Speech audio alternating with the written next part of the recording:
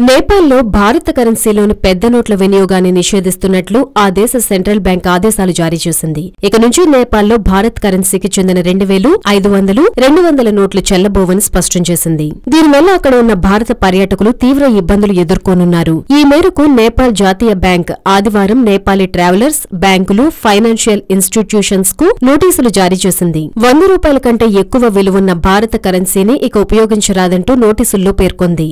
100 అంతకంటే తక్కువ విలువ చేసే భారత కరెన్సీ మాత్రం అక్కడ ఉపయోగించుకునేందుకు అనుమతి ఉంది. భారత కరెన్సీలోని పెద్ద నోట్లపై నిషేధం విధిస్తూ నిర్ణయం తీసుకున్నామని గతేడాది డిసెంబర్ 13న నేపాల్ కేబినెట్ గెజిట్ నోటిఫికేషన్ విడుదల చేసింది. భారత కరెన్సీపై నిషేధం విధించడాన్ని అక్కడి ట్రావెల్ ట్రేడర్లు, వ్యాపారులు వ్యతిరేకిస్తున్నారు. ఈ నిర్ణయం నేపాల్ పర్యాటకంపై తీవ్ర ప్రభావం చూపుతోందని ఆందోళన వ్యక్తం చేస్తున్నారు.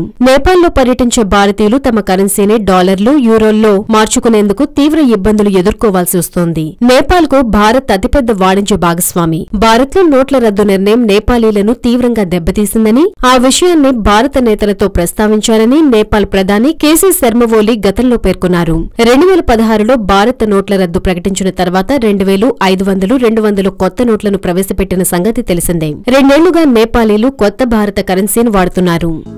హలో, మిమ్మల్నే యోయో టీవీ యాప్ డౌన్లోడ్ చేసుకున్నారా? ఇంకా లేదా?